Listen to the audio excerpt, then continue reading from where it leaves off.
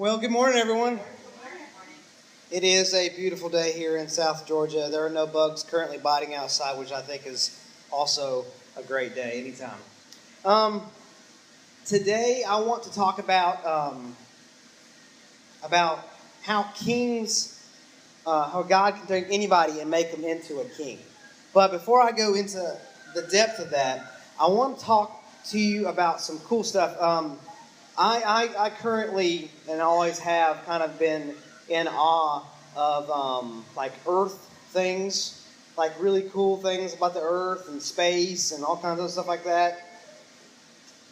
A little bit of a science nerd, just slightly, even though my grades never reflected that in school, but I always did enjoy science. I'm going to read a few things about the Earth, which I think is really cool. The Earth, its size is perfect.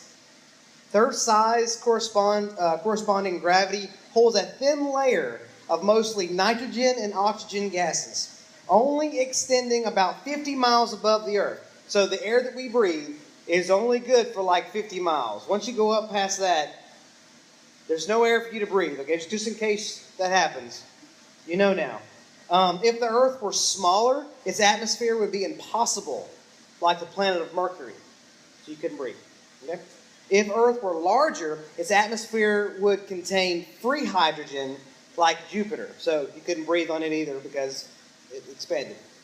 Earth is the only known planet equipped with the atmosphere with the right mixture of gases to sustain plant, animal, and human life. Another fact, you should know that. Okay. All right. The Earth is located the right distance from the sun. Consider its temperature swing roughly from negative 30 to 120 plus degrees, which I think is South Georgia in August is 120.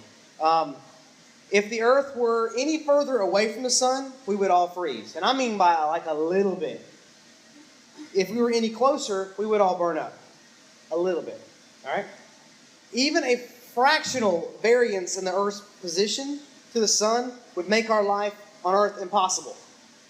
The Earth remains this perfect distance. I keep saying perfect, but get this. Perfect distance from the sun, while it rotates around the sun at a speed of nearly, now this always blows my mind. I still can't wrap my mind around it. Okay, the Earth remains a perfect distance from the sun while it rotates around the sun at the speed of nearly 67,000 miles per hour. We're moving that right now. We just went 67,000 miles per hour. All right? It is also rotating on its axis, allowing the entire surface of the Earth to properly warm and cool every day. One rotation. Every day. That's incredible. That God put that much thought into the precise design in the universe and the Earth, and yet we are His favorite creation. Now, I can go into probably 1,000 other things on how the human body is just perfectly put together in a way that we live and breathe, and how trees turn carbon dioxide into air, right? That we can breathe, yet we put out carbon dioxide that the trees need to breathe, and vice versa. I think that's pretty incredible. We're kind of made with each other, all right?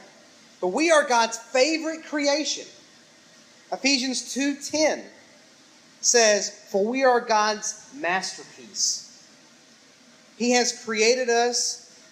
Anew in Jesus Christ, so we can do the good things He planned for us a long time ago. All right, it's saying we're God's masterpiece, and He has planned our lives. We are His masterpiece. And all that stuff I told you about the Earth, but yet we are the most important things to God.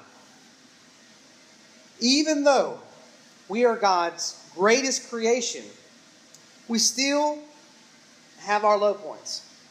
And we can feel absolutely worthless in our lives. I'm sure, I guarantee everyone in this room has hit a point in their life where they have felt the lowest of low. They have felt absolutely worthless, without worth. Yet God considers us his masterpiece, we can consider ourselves worth less. And we have no idea why we're at this point. I mean, have you found yourself... I'm going to borrow one of those chairs. Okay. May have to add this back to inventory here. Okay. All right.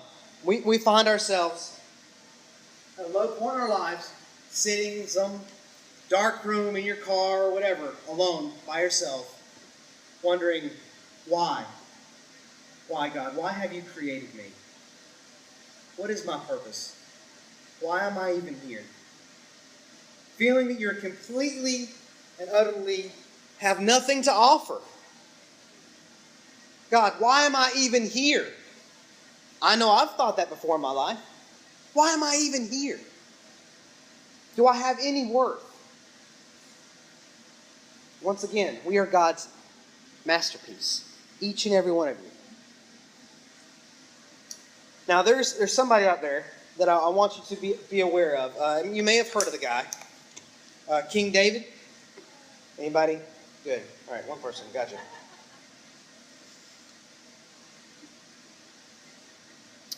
I've spoke on David before in other places, and I could say because David is... I love the story of King David. Because David did not wake up in a palace and become king. Like, he wasn't king when he woke up. It wasn't just ready for him to pick up when he was 18. God made David a king. He built him. Everything. All right? David is among the greatest warrior and king, composer and conqueror, unifier, organizer, a man after God's own heart. Those are God's words. A man after God's own heart. That's how he described David. He united not only the 12 often fractured tribes of Israel, but he was kind of a priest king as well. He stitched together the religious faith of Israel with its governances, so religion and government working together. He was a king among them. He also collected and created the great prayer book of Israel, the Book of Psalms, composing many of those poems in there himself. David was not born a king. God made him a king. And you know where the foundation, I would say that the bulk of where David got his experience from to become a king? And so when you think of David, what do you think? What big story comes up? David. What story? Goliath. All right, David and Goliath. Right? No. It started earlier than that. Where did it start? Where did it start? Let's go a little further back. Before Goliath, what was David? Shepherd. Very good. He was a shepherd. And I am a firm believer that that's how God first started him out to be. All right? It was while he was watching sheep and talking to his Creator that David, the shepherd, acquired his skills and insights and temperament he needed to become king. All right. So, I don't know how familiar you all are with his being a shepherd. Very lonely. I don't know personally, I'm saying. It's a very lonely job. You have a bunch of sheep. You have a lot of land. And there are not many people. It's just like you and the sheep. So David would spend days upon days watching after these sheep.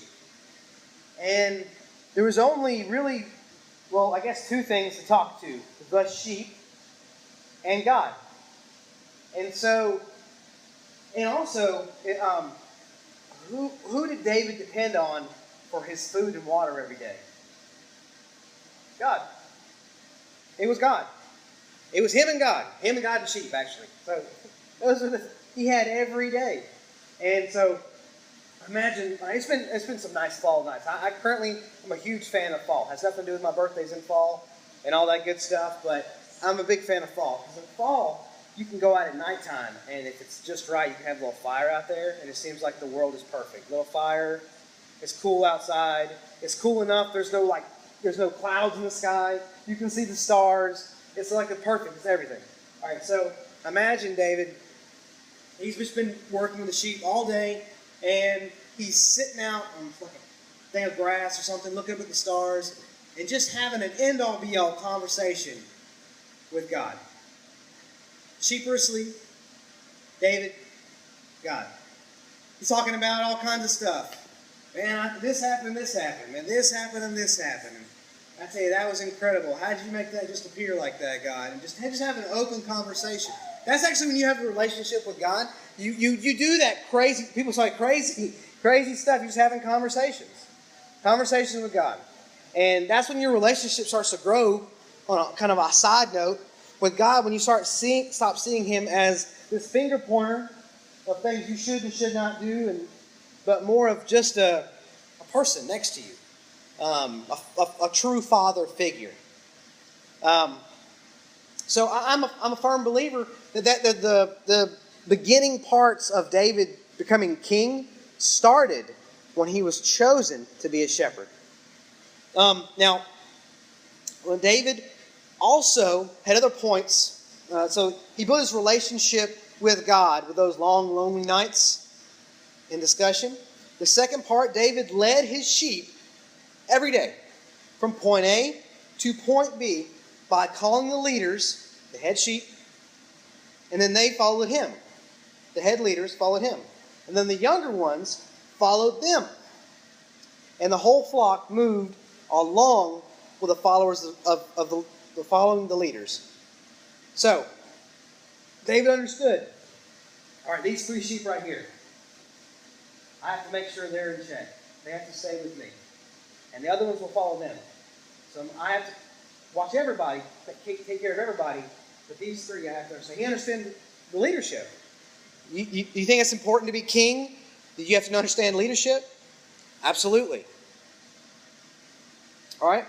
Then here's the next part, which this has always kind of blown me away when I've read this or seen this. But there's always that sheep that's stubborn, right? Just like there's plenty of people in this room that's stubborn. Jamie. No, that's just saying. Just saying. But people are stubborn. Sheep are stubborn. Sheep will go off by themselves. Things go off by themselves. People are stubborn. It happens, all right? But as a shepherd, he also had to deal with this as well. He couldn't have some rogue sheep going off by himself. What would happen if one sheep went off by itself and he didn't do anything? What would happen? Sheep would maybe get attacked or whatever, but the biggest thing I think he would be worried about is other sheep following that sheep. Jumping off a cliff, getting eaten by whatever. But that one sheep would take other sheep with him. So, now, also, too, keep this in mind. David, with these sheep, so he was with them when they were born, probably helped deliver them, right? Do you think he probably, I guarantee he knew, like, each one of them had, like, a little name. He may not call them, like, actual name, like 1, 2, 3. Maybe he had them numbered, I don't know. But he had an intimate relationship with these sheep. He knew them, each one of them. That's got a blue spot on the side of his head. That's Joe. He knew that each one was which. So he had a very strong relationship, emotional attachment to each one of these sheep because he helped raise it and take care of it, make sure it was fed and watered every day. And all right. Now also, if that sheep was to go off by itself, he also was responsible for disciplining that sheep for everyone. Because if that sheep went off by itself, like I said, the other sheep would follow. Or something else would happen.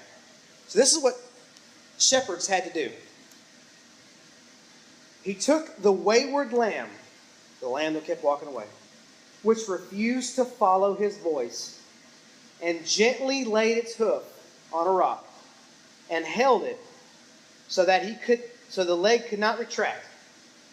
He then took his staff and gave the leg such a hit that it broke the bone of the lamb, or of the sheep. At this point, now I know, like when I first thought, what? And at this point, you think, Now, how's the thing going to get around? How's it going to eat? At this point, the lamb could not even keep up with the flock. He couldn't move around. So the shepherd had to carry the sheep or the lamb, most of the time it was a lamb, on his own shoulders from pasture to water and back again every day. Until that sheep, lamb, was well enough to walk on its own and listen to him. He had to carry it everywhere he went. He had to carry it to water. He had to carry it to its food. The whole time, the leg's healing. You get where I'm going with this?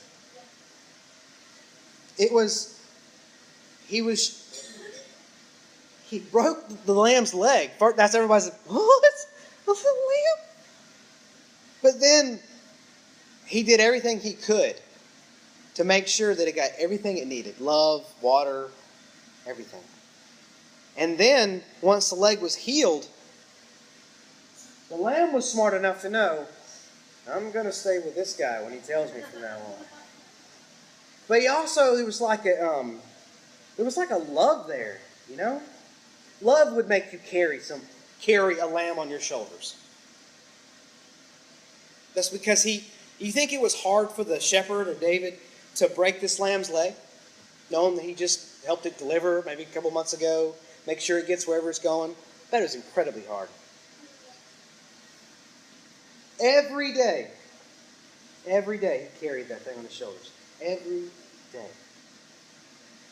The next big phase in David's life, or next thing that came along in David's life. So he was a shepherd. And while he was a shepherd, he had to also defend the sheep. So he's out there all by himself, and a bear comes up. So David, kid, young teenager, fights a bear, fights a lion. That blows me away. I couldn't imagine myself fighting a bear or a lion without like a 50 caliber rifle. I mean, I can't imagine something that big having to fight it myself. He's defending all these sheep. And so, shepherd. Over here, now he's defending the sheep. It's a big point in his life having to stand up against a bear or a lion. Then, what is the next thing? We said it earlier. David and Goliath. Okay, all right. All right. David and Goliath. 1 Samuel 17, 34 through 37. But David said to Saul, your servant. Now, first off, this context in this is that David had said, I'm going to take on this guy, Goliath. And all the soldiers were all terrified of the Goliath, but he was so big. He was huge. No, I can't do it. David said, I'm going to do it. I'm going to do it. And Saul was asking him, like, you can't be serious. You cannot be serious. Look how big this guy is. You're kid. Basically. All right.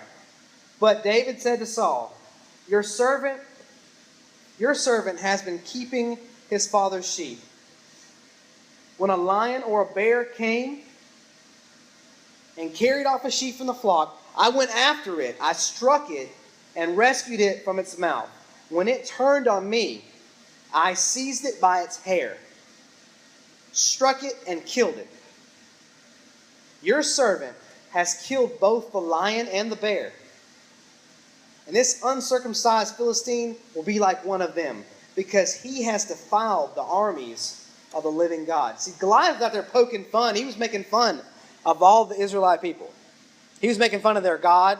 And this infuriated David. David is on a one-on-one relationship with God. His communication is not like this. It's like this. And so it's like someone just totally calling out his best friend. The Lord who rescued me from the paw of the lion and of the paw of the bear will rescue me from this Philistine. I don't think he even had a doubt in his mind that he could take down Goliath. Because he had the context, he even said it. He's delivered me from a bear or a lion. If he could do that, he can do this. And the whole time in David's life, you think God knew that he wanted him to be king? Absolutely. So, every little step is going on. God was preparing him for something a little bigger, a little bigger, a little better. Each time, he was building him up for this. God was pushing David to do more, and to be more, and to be more. He was pushing him. And, I'm sure David had his moments. Who wouldn't be down at some point? God, I can't stay out with these sheep anymore. It's driving me crazy. This one goes over there, that one goes over there. I'm tired of it. It's just, it's starting to grind on me a little bit sometimes. I'm sure he had his down points. Even in Psalms, there was complaining. It's open stories. It's actual communication with God. There's also love stories in there too. So God was constantly pushing him to be better. He was making him into something. David could have turned and went the other way. See, David understood something very important. He knew God was making him better. He understood the fact that God would not put anything on him that he did not think he could do. We try our best in our house to not let the word can't be allowed. I can't do this. I can't, like it's like tie your shoe. I can't. It's impossible. I can't do it. It is possible. You just have to learn how to do it. I can't do this. I can't put my clothes up. Well, yes, you can. You got to open the drawer. It's not hard. It happens. We try not to let that word exist in our house. Can't.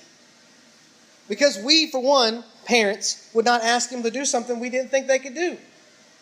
If we did, that'd be very mean. That'd be very mean. So each time, God was preparing him for something greater. Something greater. And something greater. And, I'm going to take a little side step here and pull off a little movie reference. Who here has seen Karate Kid? The first one, the real one, not the other ones. I don't know what those are. All right. Like Mr. Miyagi. Okay? Like Mr. Miyagi. When Daniel, or Daniel's son, if you haven't seen the movie, I'll be real quick, okay? He got beat up by some kids. He found Mr. Miyagi came to defend him.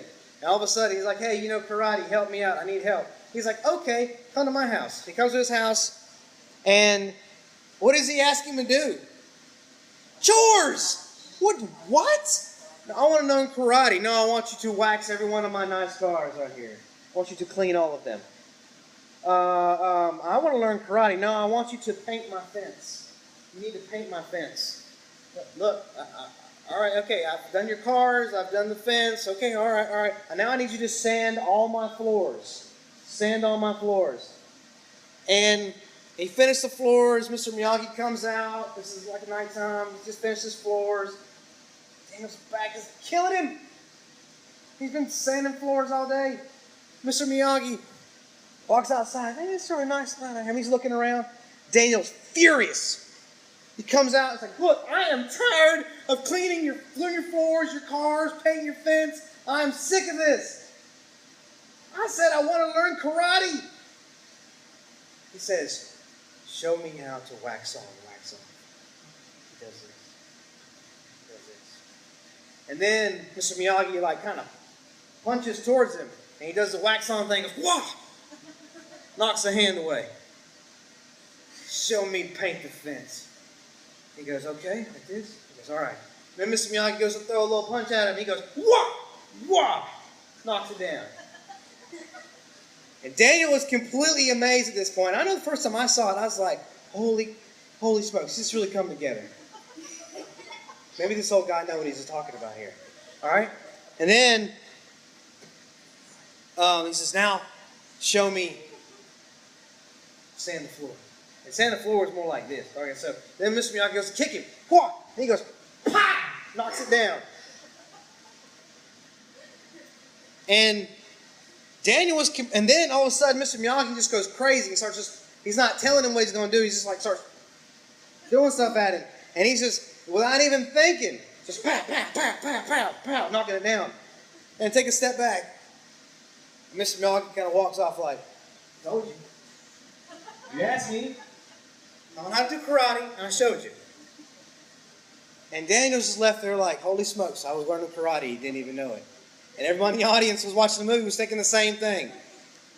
And then from there on, it created a cultural thing. When someone asked you to do something, and you did it, and you didn't think they were really telling you something to do, it's like, oh, man, he told him Miyagi me. Like, now it's like a thing. And so, the whole time, God was preparing David, shepherd, lions, Goliath. He was Miyagiing him the whole time. He was preparing David. So the whole time he was training him. Bam, bam, bam. All of a sudden, he now knows what he's doing. And the same thing. The same thing with David. But let's look a little further. Could Mr. Miyagi have just said, look, you hit this bag right here, like this, bam, you do that. He had him just work with some bags and say, look, I'm teaching you how to block. You do this. All right? He could have done that. Would Daniel still know how to block? Yes. But what was Daniel also doing while he was, what also thing was he doing too, besides learning how to block without knowing it? What else was he doing besides doing the chores and learning how to block? With all those chores he was doing. He was getting stronger. All that work. I don't know if you guys know this or not, but doing manual labor will make you strong. Look at Jamie. He can pick up a tank. Small tank. Like that big, but I mean still. It was making him stronger. Same thing with David. God could have just made David king. Could have just happened. You're king. But no. God described David as a man after his own heart. David learned through being a shepherd, working, how to have a communication with God, how to be a leader, and how to stand up for what he needed to. And those were important things to God. To God, that's what a king should do. We go through things in our lives. Since the day you were born, you've gone through different things in your life. Since the day you were born. Good things, bad things. Bad things that I cannot, God, why are you putting me through this? I don't know why you're doing this to me, God. Why are you after me? Why am I going through this? What is going on? Why am I experiencing this? They're not experiencing this. And I feel like I'm being faithful. Or maybe in your life you were not being faithful. Maybe you weren't even with anywhere near God at the time when you're going through all this stuff. But you were going through something you thought was absolutely ridiculous. Why are you targeting me, God? And the whole time, think about it. God was Miyagiing you. Don't think of the things that God's got you under. You think that He has you under His thumb. He's really trying to prepare you for something better. Something greater. You're going through this in your life. Well, maybe God is preparing you to do a certain ministry where you can only relate to people who do that. Because you were put through that. Everything that's been just a milestone in your life, you've been pushed through or pushed down, are all something. You go through, everything is for a reason. I mean, it's scary and it's happy and it's a bunch of things, but we go through these milestones in our lives for a reason. And if while we're going through these things, we think about, instead of going, God, why are you doing this to me? More of, man, what is the next thing? what are you getting me ready for? Like, that was terrible. We lost everything. Holy smokes, what does he get me ready for? What am I getting ready for? What am I getting primed for? And you know what I'm saying? If you take that aspect of it, God is preparing you for something. He wouldn't put something on you if he didn't think you could take it. And if you come to the other side, what's a famous quote? What doesn't kill you makes you stronger. Can't be tell how many times Jan's got on to me for telling to the boys, like, my finger's cut. Well, what doesn't kill you makes you stronger. And it's true. I may say it a little too much, but still, it's the truth. What is God preparing you for? These things, these trials, these good things. God can also prepare you with good things. He also can see how things go with you. Okay? God, you pray to God, I just wish I had more finances in my life. Oh, Lord, it's just so tight. I just don't know what I can do. He blesses you with money. And you squander it. Or you do whatever with it. None of it comes back to God. None of it there's no faithfulness attached to it. God, if I had more money, I'd tell you I'd do this, this, and this. You never do it. And God's like, well, I gave you something to show me what you can do. Or, God, I wish I was just a stronger person. I just wish I was a stronger person. I just feel like I'm just a weak person. And God puts you through a series of, or allows things to happen that would maybe crush the average person. But to you, man, it just builds your character. It gets you ready for the next thing. And think about it. There are a lot of parents in the room, okay? There are a lot of things, soon-to-be parents, a lot of things in our lives with our kids. Sometimes you got to stop them from doing it. Let's take John, for instance, here. John, don't get near the griddle when I'm cooking. You'll burn your hand. He puts his hand up there. Bah! Don't do that. You'll burn yourself. All right? I'm cooking again. He puts his hand up. I wish I could say this is when he was 3. It's not. It was maybe 2 weeks ago. I don't know. No. So he comes up again. Puts his hand up again. Don't do that! Again. The third or fourth time, he puts his hands up like, I can't say it again. He sticks his hand up near the counter. He burns his hand. He learned. Don't put my hand on that. He learned. But I didn't want, because he cried it really hurt him. But I could not get through to him. Don't do that, you're going to burn yourself. But I had to let him hurt himself for it to get into his head. I don't do that. Don't do that, don't do that. And he learned. So, it was hard for me because I know I allowed him to hurt himself. But he learned from it. And I'm a father, okay? And I try to now think of God instead of this finger pointing down on what I can and cannot do. And I think more as, he's my father. You know? What would a loving, caring father do? Loving, caring father sometimes will let you hurt yourself because you're too stubborn or won't learn any other way. A loving, caring father would do that. A loving, caring father would also bless his kids for doing well. That happens too.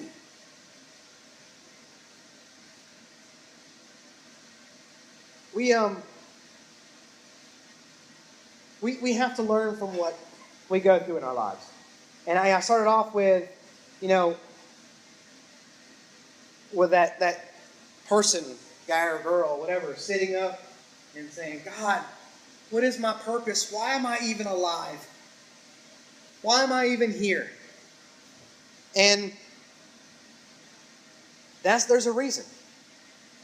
There's a reason. Why am I going through this, God? There's a reason. Do we know it at the time? No. But if we understand, God, what are you preparing me for?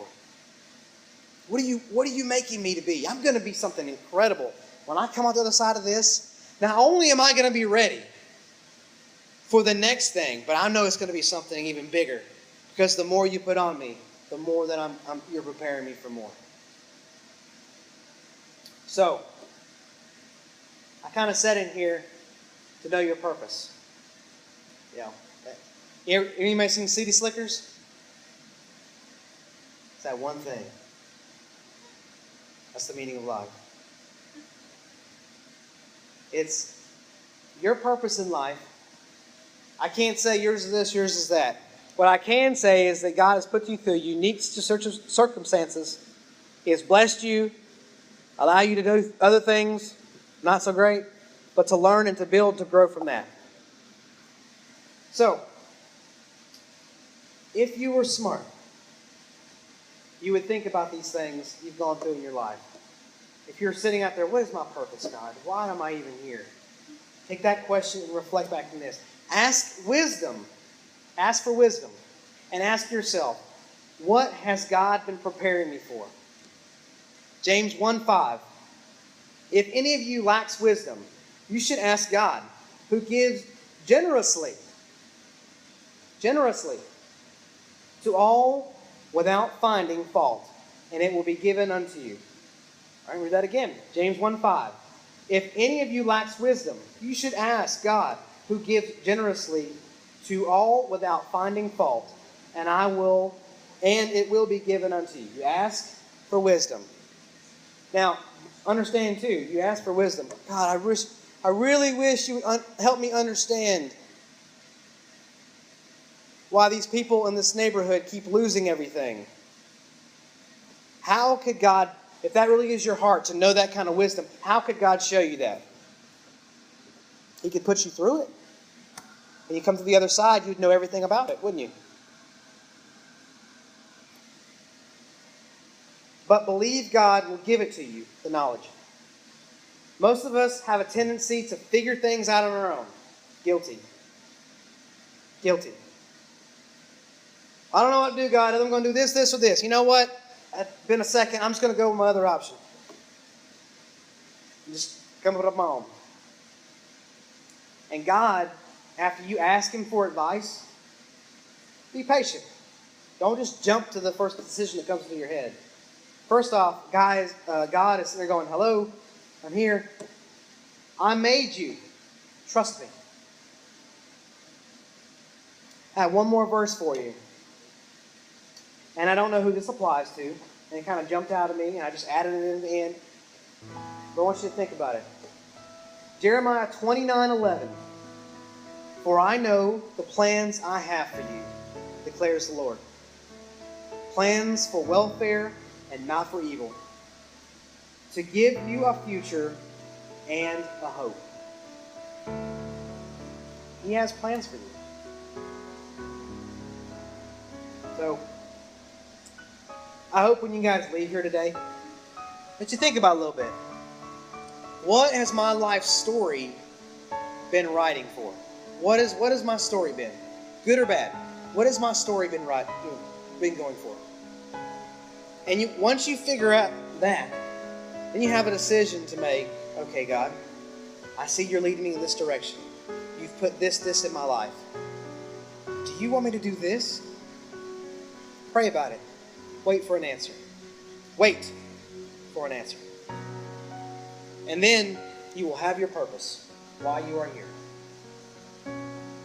So, I would like to pray. I want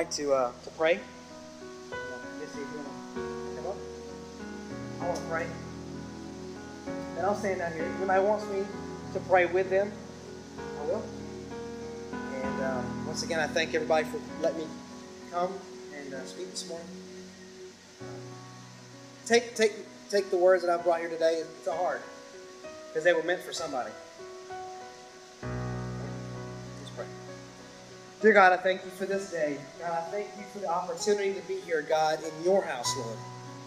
Lord, I thank you for the purposes just the many different blessings that you've put in all of our lives to lead us down a path. Open our eyes, open our minds to what you have for us. In your name we pray. Amen.